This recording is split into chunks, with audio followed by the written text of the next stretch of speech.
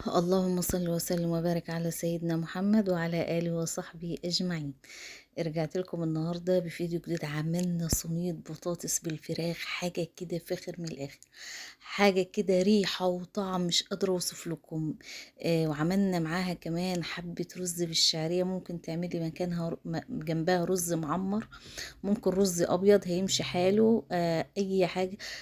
رز ابيض، رز معمر، رز بالشعريه هيمشي حاله، مش هنقول لا. بس احنا عملنا النهارده رز بالشعريه كده، حاجه على السريع كده عشان كنت مستعجله. بس كانت ريحتها وطعمها وقلب قلب الدنيا. وهنسوي الفراخ من اول لاخر كده في البطاطس، حاجه كده بتدوب في البق دوب. واللون الكهرمان الاحمر الجميل ده مش هنضيف له اي اضافات. ده هتشوفوا معايا السر معايا دلوقتي في الفيديو. والسر طريان الفراخ وسواها وحاجة كده فاخر من الاخر زي ما احنا متعودين. اول حاجة قبل ما نخش على التحضير والمقادير، نصلوا على الرسول وما تنسونوش في لايك وشير واشتراك في القناة. انا معايا هنا صينية على النار، بحطها وبحط فيها بصلاية متقطعة كده تقطيع عشوائي، بحط معلقة سمنة ومعلقة زيت، وبعد كده بحط بصلاية، وبعد كده بنزل بقرن فلفل حامي. وشم الريحة بقى، الفلفل مع البصل حاجة كده فاخر من الآخر.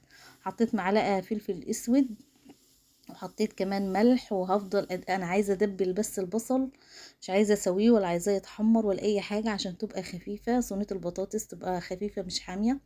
وبعد كده الفراخ دي مغسولة ومنقوعة والله بمية، بملح ملح ودقيق وليمون وسكر من بالليل، وحطها في التلاجة. نزلت كل بقى الزفارة بتاعتها وكل الحاجات اللي مش مستحبة في الفراخ. وبعد كده بنزل بالفراخ بديها صدمة بعد ما بشوح البصلة. ممكن تحط البصلة نية مفيش اي مشكلة، بس انا بحب اعمل لها الحركة دي، بتخليها في حتة تانية خالص.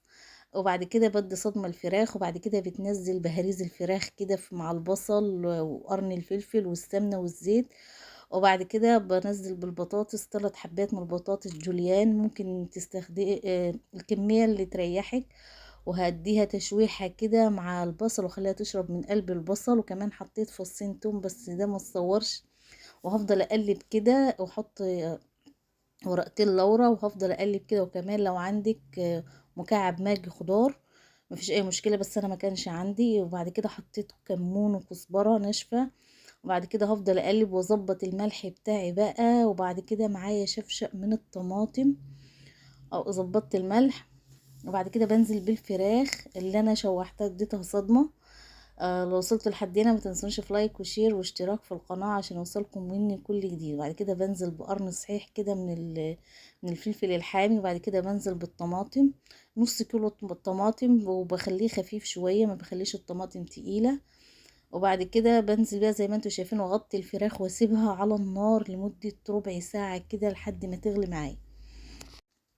خلاص كده زي ما انتوا شايفين ده الفوران اللي انا عايزاه.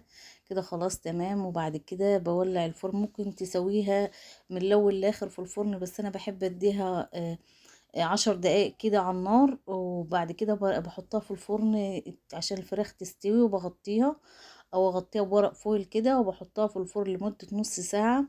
بتطلع معايا بالشكل اللي انتوا شفتوه في اول الفيديو. بس بصراحة حاجة كده، ولا الريحة ولا الطعم مش قادرة اوصف لكم. والبطاطس بتبقى دايبة كده، حاجة فاخر من الاخر، زي ما دي صينية البطاطس المصرية اللي احنا متعودين عليها. وبعد كده بجيب حلة وبحط فيها 4 معالق من الزيت، وبنزل بنص كوب شعرية وبيتحمر معايا. وبعد كده بنزل بالرز، وبظبط المية. كل كوباية رز بحط عليها كوباية وربع من المية، اللي هو الرز المصري العادي.